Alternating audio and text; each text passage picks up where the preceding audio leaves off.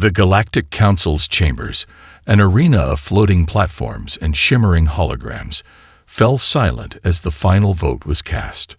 President Rachel Kane stood at the forefront, flanked by her most trusted advisors, a mix of military leaders and diplomats.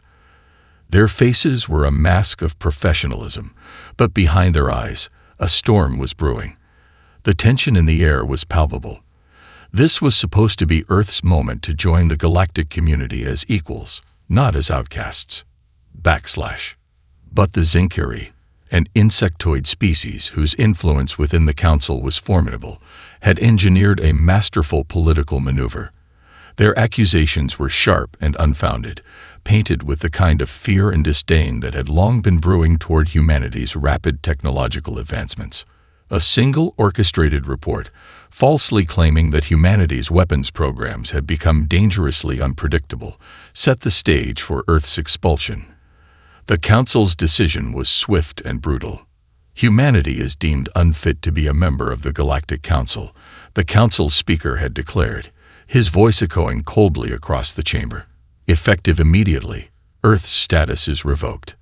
Rachel's heart pounded in her chest, but her face betrayed nothing. The moment they'd all feared was here. It wasn't just a political failure. It was an existential crisis. The very foundation of Earth's relationship with the rest of the galaxy had just shattered. The room felt as though it were closing in on her, the eyes of countless species bearing down like a weight she could almost feel on her shoulders.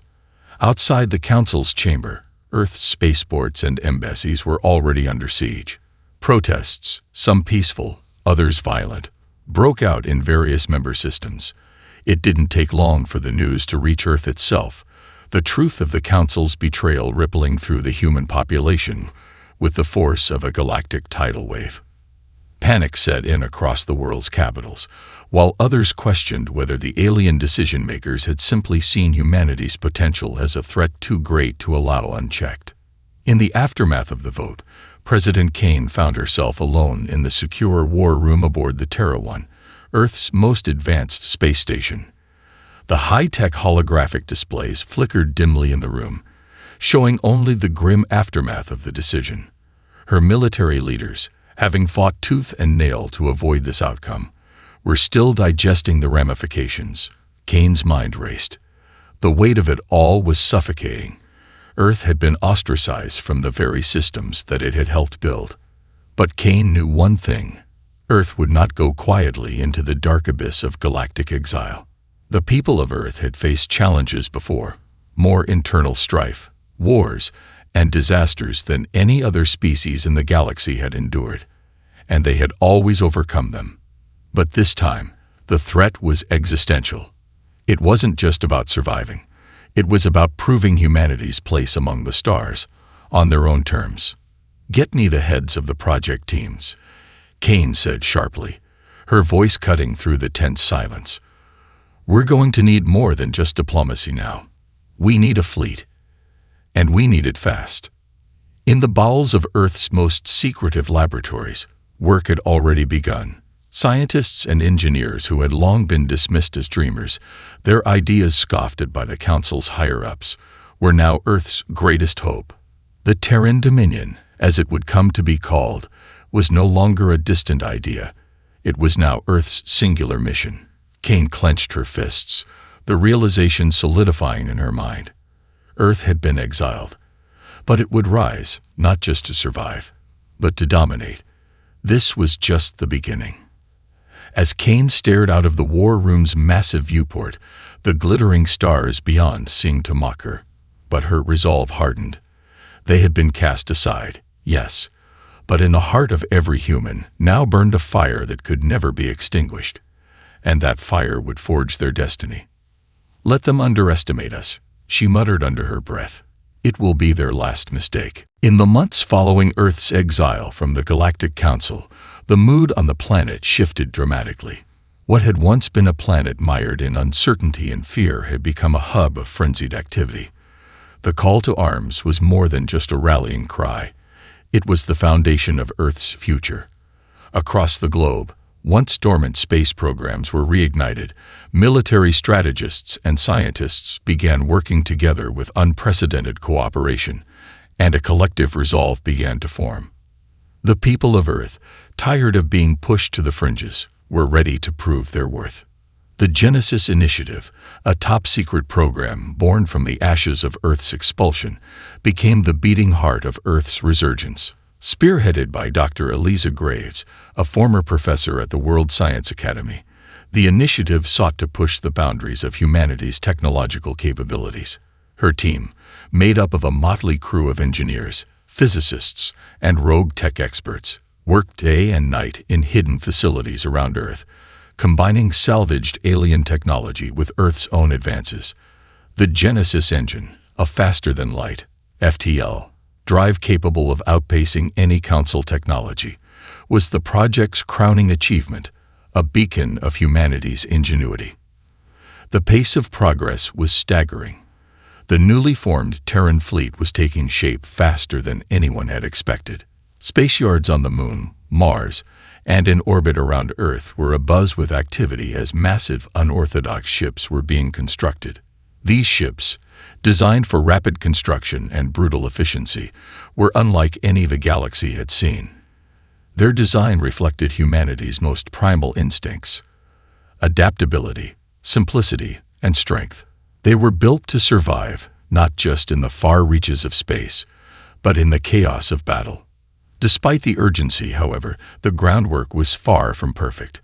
Resource shortages were a constant problem. Alien alloys scavenged from wrecked ships had to be carefully rationed, and Earth's energy grid struggled to keep up with the strain of the rapid shipbuilding. Yet every problem faced was met with a tenacity that became the hallmark of the Terran Dominion. It wasn't smooth sailing, it was survival through sheer willpower. As the Genesis engine neared its first successful test, Rachel Kane found herself facing an unexpected dilemma. Earth's colonies, once valuable trading partners and allies in space exploration, had begun to grow restless. They had watched Earth's rise from the sidelines, fearful of being dragged into a war they hadn't chosen. Some of the more influential colonies, such as the mining world of Pride's Reach, had even started to cut ties with Earth, aligning themselves with alien factions who promised protection. In a calculated move to prevent further division, Kane personally traveled to Pride's Reach to meet with its leaders. What she found was a divided world on the brink of open revolt.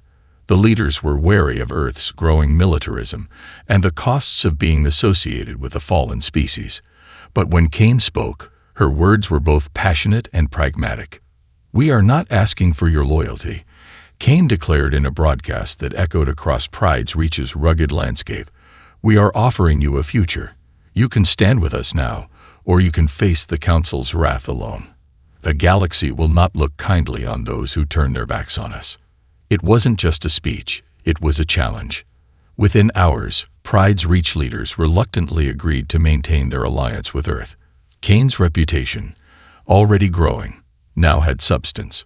Her willingness to risk everything for the survival of Earth resonated deeply with those who still questioned her leadership.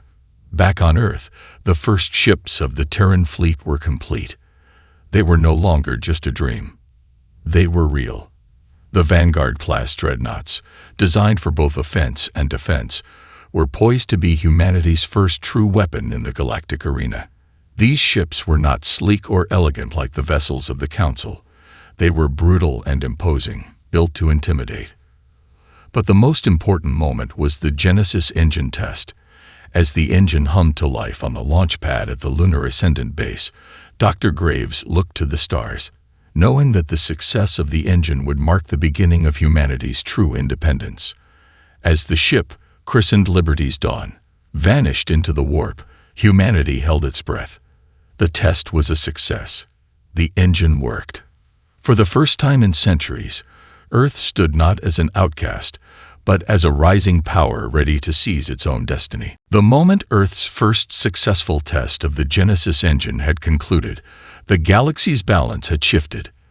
The Liberty's Dawn, having vanished from view in a burst of brilliant light, became the symbol of humanity's newfound hope and power. What had once seemed impossible, The capability to travel faster than any known species was now a tangible reality. The Terran fleet, which had been slowly growing in the shadows, had found its heartbeat. But the victory was bittersweet. The Zinkari, having already felt the tremors of Earth's rise, were not willing to let humanity ascend without a fight. The insectoid species had long held a grip on the Galactic Council, and their decision to expel Earth from the Interstellar Alliance had been calculated to prevent the humans from realizing their full potential. They saw the success of the Genesis engine not as a victory for humanity, but as a direct threat to their dominance. It was only a matter of time before they struck. Without warning, Earth's outer colonies began receiving distress signals from the Maroon Belt, an asteroid belt once seen as a neutral zone for trading and exploration. An unknown fleet had appeared in the region, and the small defenseless colonies were under attack. It wasn't long before the truth came to light. Zinkari warships had descended upon the belt, laying waste to colonies, space stations, and even entire merchant fleets. Humanity's fragile alliance with the Maroon Belt had become a target. President Kane sat in a secure command room, watching the unfolding reports on a holographic map. The images were clear. Zinkari warships, sleek and menacing, surrounded the colonies like a swarm. They didn't have time to waste. The attack was the first shot fired in what promised to be an all-out war. The Terran fleet was still in its infancy, and its forces were untested in battle. But there was no other choice. "We're not going to let them take our people without a fight," Kane said, her voice unwavering. She slammed her fist onto the console, a symbol of determination that resonated throughout the room. Kane's first call was to the Pride's Reach leadership, who had, only days earlier, agreed to back Earth's cause. The colonies had not yet experienced firsthand the full wrath of the Zinkari, but this attack left them with little room to remain neutral. Kane knew that Earth couldn't afford to be isolated in this struggle. The full support of the colonies and their own growing fleets was essential if they were to have a chance. "Prepare your fleets," Kane ordered. "This is not just an attack on our colonies, it's an attack on Earth itself. We stand together or fall apart." On Earth's side, the Terran fleet scrambled to mobilize. Despite their rapid progress, their numbers were still small, and many ships were incomplete. Yet the humans were determined to make the most of what they had. Their tactics would need to be unconventional: quick strikes, using the element of surprise, guerrilla warfare across multiple systems. Earth couldn't afford to face the Zinkari head-on with brute force. They had to use their ingenuity and resourcefulness. The first confrontation took place in the Maroon Belt, where humanity's forces, newly outfitted with the Genesis engine, arrived just in time to prevent the Zinkari from completely obliterating the final colony station. A ragtag fleet of Vanguard-class dreadnoughts, corvettes, and fighter crafts surged into the battlefield, their engines crackling with the energy of humanity's determination. At first, the Zinkari appeared to have the upper hand, their sleek ships darting through the debris fields like predators. But Earth's fleet was unlike anything the Zinkari had expected. They fought with a ferocity and unpredictability that threw the alien forces off balance.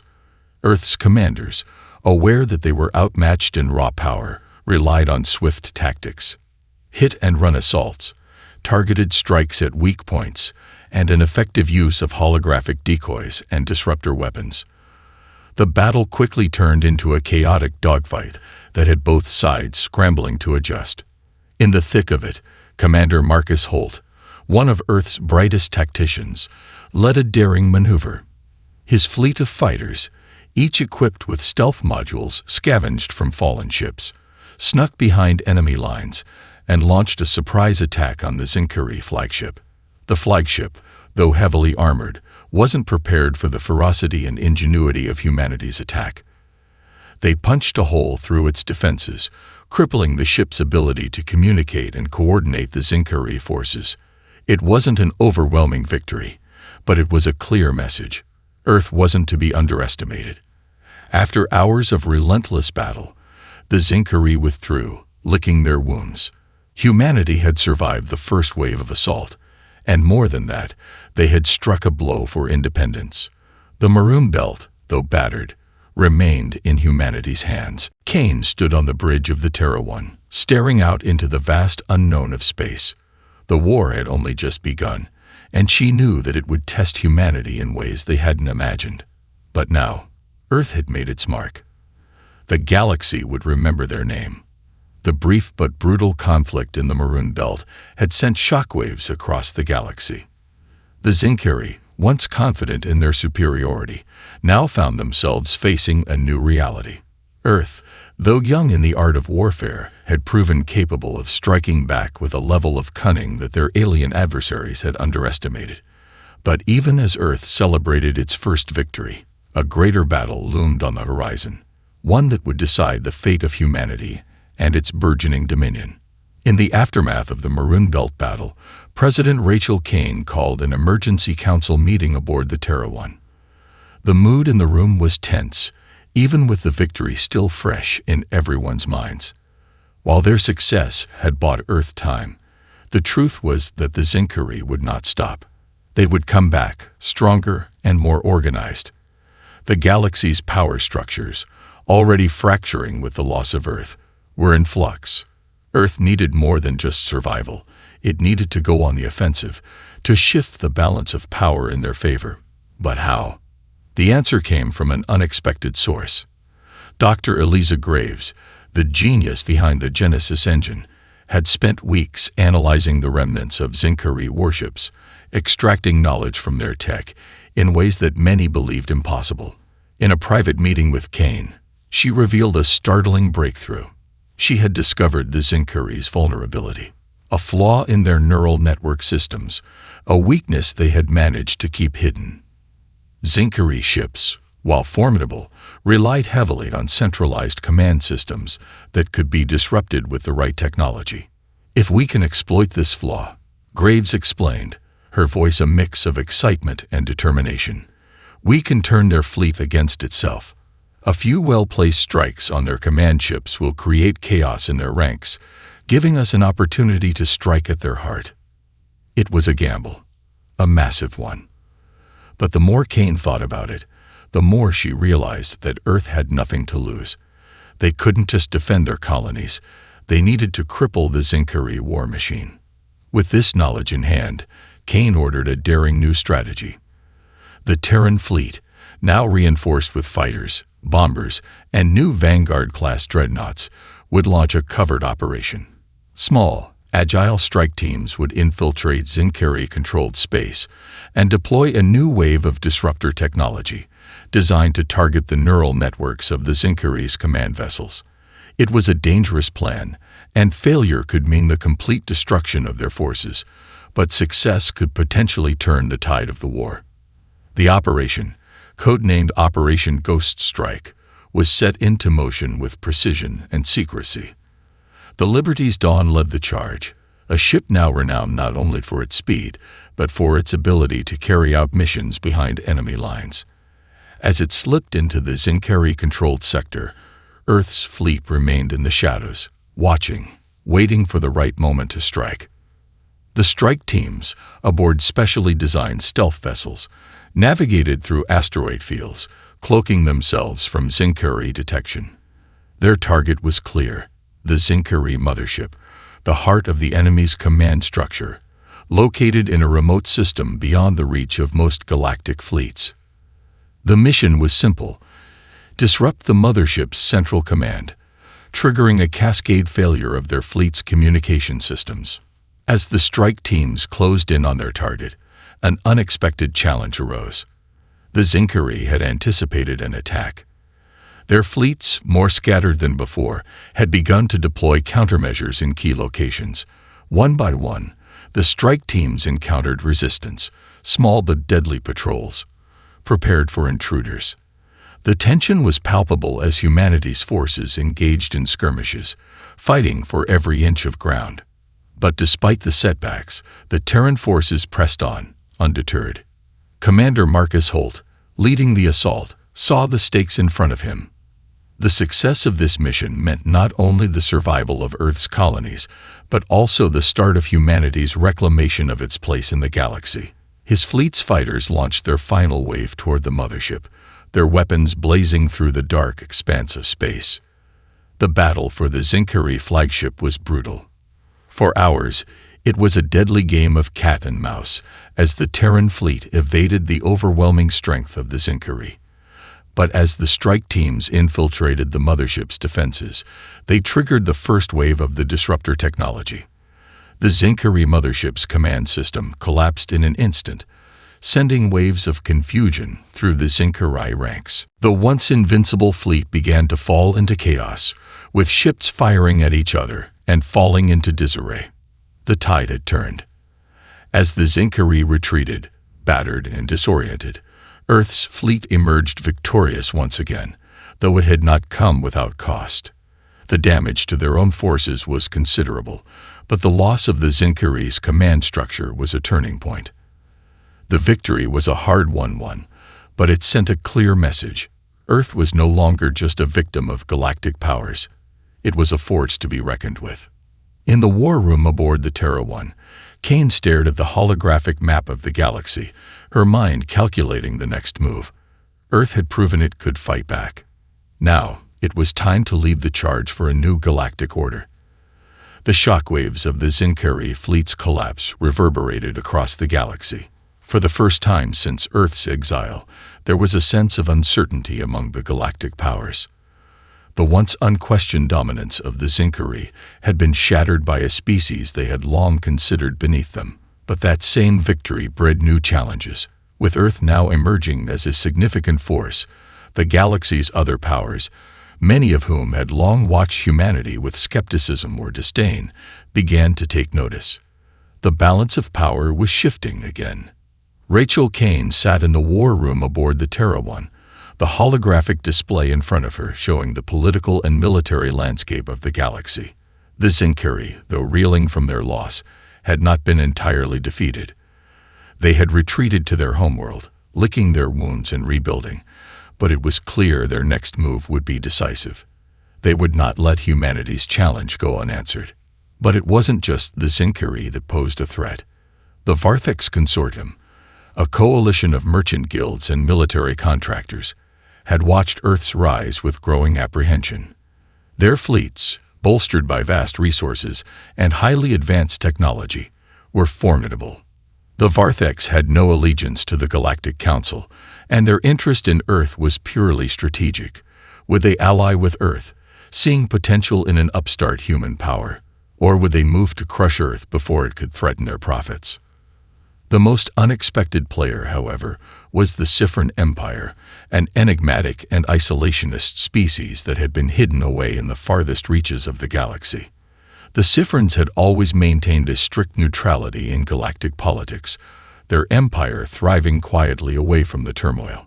Yet, reports had begun circulating that their fleet had been seen in human space, not as enemies, but as silent observers. And in the shadows of their observation, Kane could feel a growing sense of something larger at play. The Siphrons weren't just watching. They were waiting, perhaps for the right moment to extend a hand. But for what purpose? Kane knew that Earth's survival and eventual dominance depended on more than just firepower. To truly stand apart from the Council's failed system, Earth needed allies, perhaps unexpected ones. But alliances in this new era would not come easily. Many in the galaxy were still uncertain of Earth's intentions and capabilities. It was time for diplomacy. Gritty, pragmatic diplomacy. Kane convened an emergency meeting with her closest advisors, among them General Liam Cross, head of Earth's military strategy, and Ambassador Nea Farron, who had worked tirelessly to secure Earth's alliances since the expulsion. They were facing a crossroads. Earth needed to solidify its standing, but that required engaging with galactic powers that had long been enemies, or at the very least, indifferent to Earth's fate. An alliance with the Varthex could provide us with the resources and technology we need to continue our growth, Cross suggested, his tone pragmatic. They've got the weapons we lack, and they're driven by profit, not ideology. They may not like us, but they like money. And the Cypherans? Kane asked, her eyes narrowing. Farron spoke up. The Cypherans are a different beast. They don't trust us. No one trusts us. But their fleet is one of the most advanced in the galaxy. They've remained neutral for a reason. If we could broker a deal with them, it could shift the power dynamics in ways we can't even predict. Kane considered their words carefully. Earth's fleets, though growing in power, would need time to be on par with the galaxy's older, established forces. What Earth lacked in raw strength, it made up for in adaptability and resolve. But without strategic alliances, they could quickly find themselves facing enemies on all sides. We don't have time to play politics with everyone, Kane said, her voice firm. We need to approach the Varthex first. They're pragmatic. We can offer them resources, access to human markets, and a promise to keep our fleets out of their business. But we need to act quickly before they see us as a threat. Cross nodded, his face hardening. And the Cypherans? They're a wild card, Kane replied. But they're watching us closely, and unsure they're evaluating our every move. We'll send an envoy to them. We'll offer a peaceful approach, but if they want something more, we'll be ready. We can't afford to let them remain neutral forever. The decision was made. Ambassador Farron would lead the diplomatic mission to the Varthex, while Kane would personally oversee the talks with the Cyphern Empire.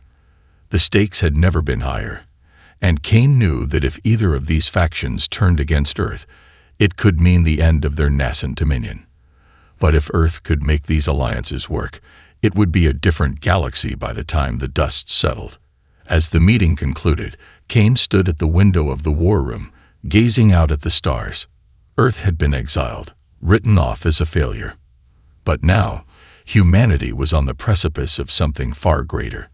This was their moment, not just to survive, but to shape the future of the galaxy. All they needed was the right allies, and the right moment. The journey to the Varthex Consortium was a tense one. Ambassador Nia Farron and her delegation aboard the Diplomat's Hand had crossed several uncharted sectors, navigating through dangerous asteroid fields and hostile territories. The Varthex were notoriously secretive, their space a labyrinth of mercantile enclaves, black markets, and heavily fortified outposts. The diplomatic mission was risky, but it was Earth's best shot at securing an alliance that could tilt the balance of power in their favor. As the Diplomat's Hand neared the Varthex capital station, Varthex Prime, Farron could already sense the gravity of the situation. The station itself was a massive construct, a glittering hub of activity that stretched for miles in every direction. Ships of all shapes and sizes docked, while private security forces patrolled the spaceports and orbital defenses. It was clear that the Varthex operated on their own terms, a fact that made them formidable. Farron and her team were escorted into a luxurious meeting hall, its walls adorned with holographic displays of trade routes, military assets, and exotic technology. Seated before them, in a room bathed in soft blue lighting, was Primus Vorax, the leader of the Varthex Consortium. His appearance was imposing, tall and adorned with intricate robes that signified his high status. His eyes, however, were cold, calculating, betraying no emotion as Farron began her pitch. We come to you not as a broken people, but as a growing power, capable of offering vast resources, knowledge, and most importantly, mutual benefit, Farron said, her tone diplomatic but firm. Earth seeks an alliance, a partnership built on shared goals, not on domination. Primus Vorax studied her carefully, his expression unreadable. For a moment, the room was silent, the only sound the faint hum of the station's engines. Farron knew better than to speak too soon. The Varthex were not easily swayed.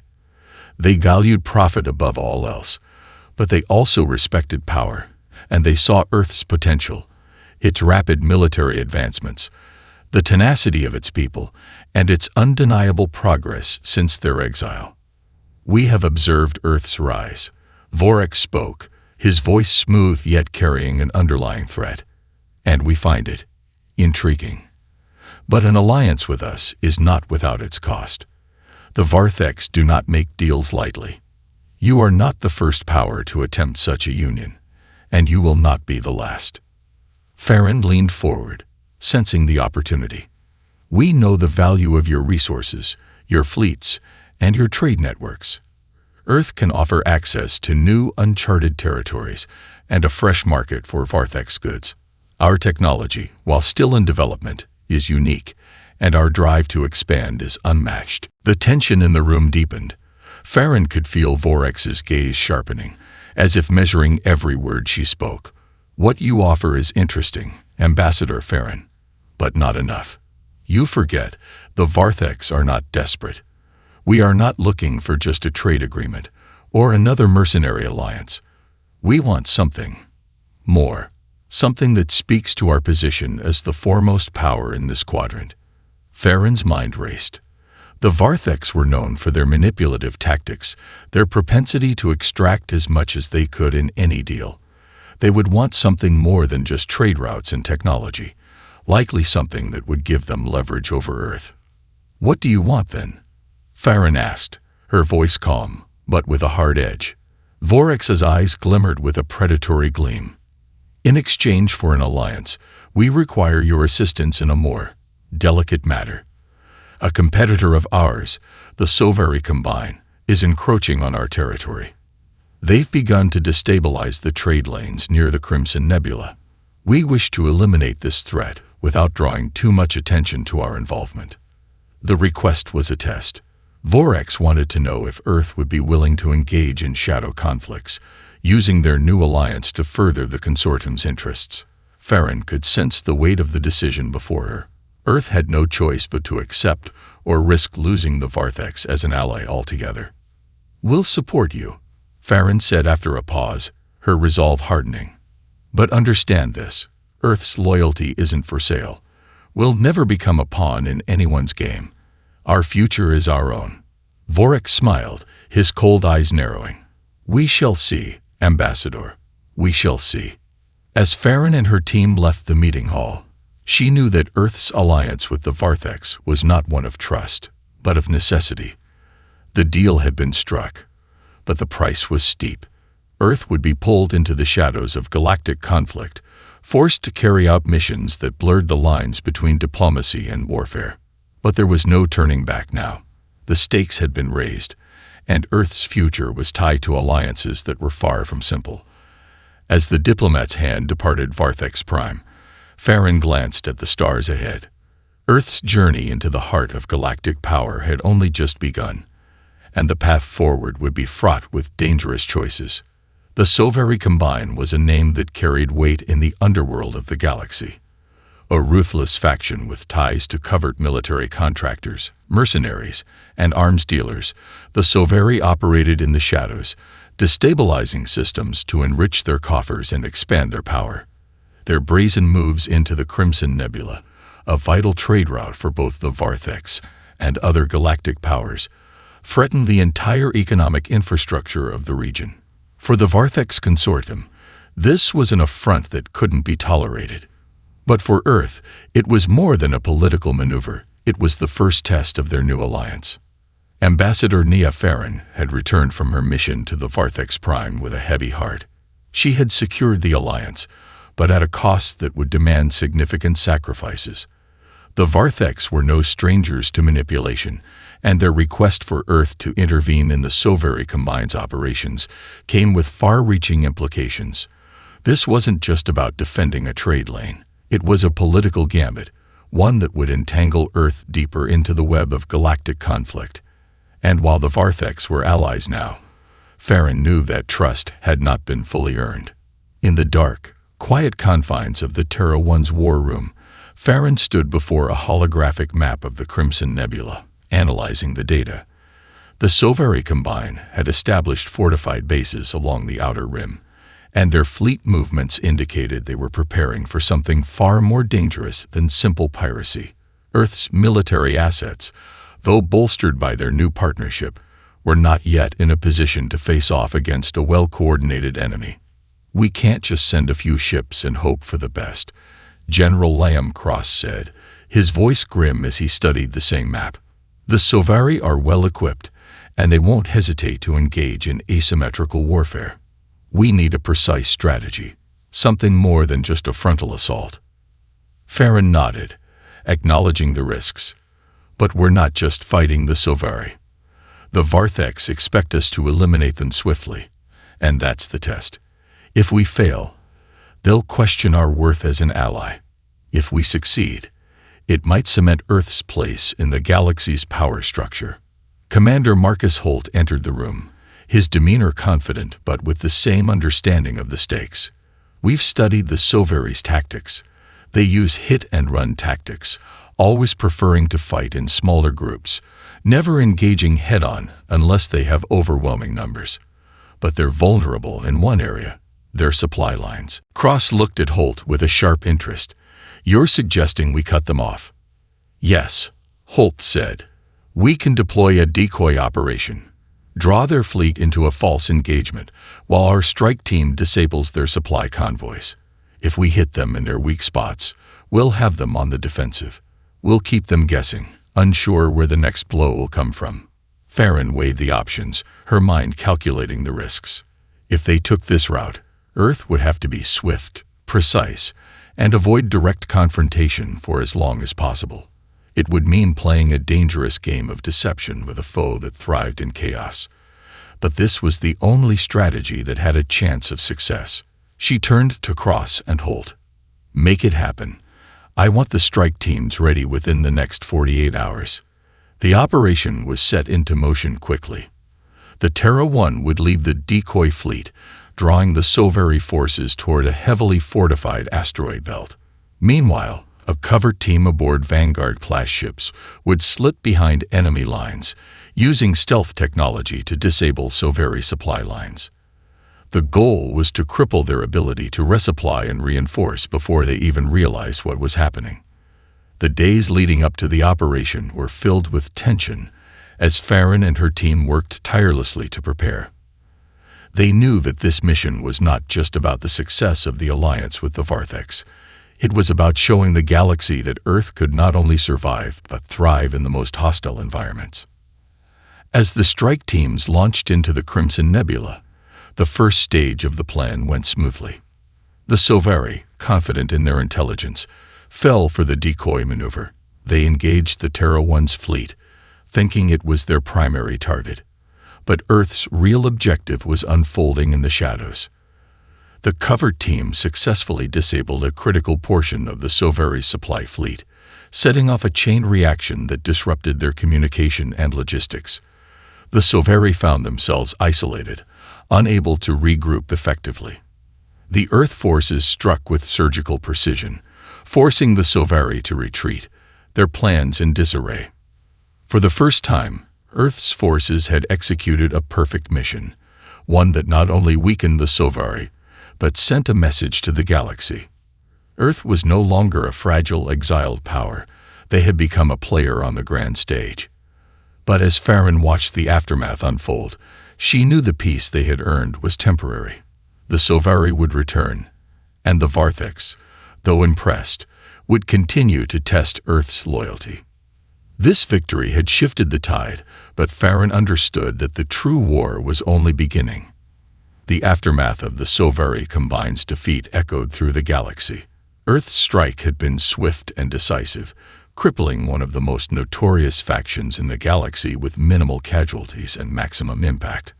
But despite the immediate success, Ambassador Nea Farron could feel the undercurrent of unease growing stronger within Earth's high command. Their victory had come at a cost. Earth had chosen to play in the shadows, aligning with the Vartheks Consortium, a mercenary-driven faction with ambitions of its own.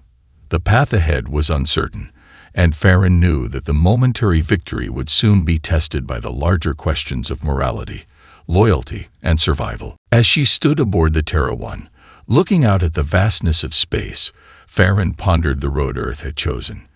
The victory over the Sovari had cemented Earth's place as a formidable force, but the galaxy had no shortage of predators, powers eager to exploit or destroy anything they could not control. The Vartheks might be the galaxy's largest mercantile force, but they were also opportunistic, and Earth was their new pawn in a much bigger game. What began as an alliance built on survival had already begun to feel like a cage. Farron wasn't alone in her misgivings. President Rachel Kane had expressed her concerns openly during a private meeting. The Vartheks have their eyes on more than just trade, she'd said, her tone weary but resolute. They want influence, and they'll leverage us for it. This alliance is a one-way street. We have to be careful. And Kane was right. Earth had been caught between a rock and a hard place. They could not afford to alienate the Vartheks. They had no other reliable allies. But they also could not allow themselves to become pawns in a galactic game whose rules they didn't fully understand. It was then that Farron received a communication from an unlikely source. The Siphon Empire, the enigmatic, isolationist species who had watched Earth's rise from the shadows, had sent a message. For weeks, there had been silence from their corner of the galaxy, but now they were reaching out. The transmission was brief, but its implications were profound. "We have observed your actions with interest, Ambassador Farron." The message read, encoded with layers of encryption that only a select few could decipher. "Your strength is undeniable, but your alliance with the Vartheks comes with a price. We offer a choice. We can help you break free of their influence, or you can continue down this path, knowing the cost of that decision. The future of your dominion is in your hands." Farron's mind raced as she processed the message. The Siphon Empire was known for their advanced technology and military might, but they had always remained neutral, keeping to their distant, isolated territories. Now they were offering Earth a chance to sever ties with the Vartheks, to stand independent of the mercantile juggernaut that had claimed Earth as its ally. But the offer came with a price too. The Siphon Empire demanded a commitment, a level of trust that Earth had yet to build. If Earth broke ties with the Vartheks and aligned itself with the Siphons, it would draw the ire of the galaxy's most powerful factions. The political fallout would be catastrophic, and Earth would once again find itself fighting alone in a galaxy that had long considered them weak.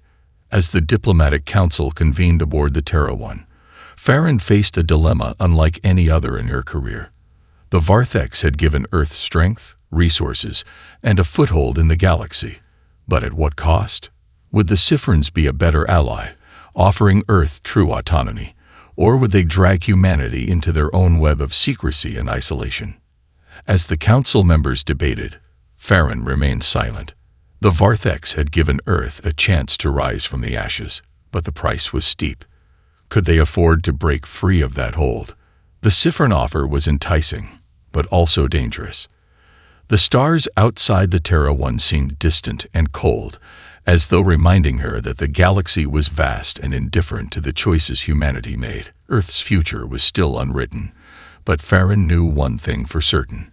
No matter the path they chose, the cost of power was never cheap, and for Earth to survive, it would need to be prepared to pay that price.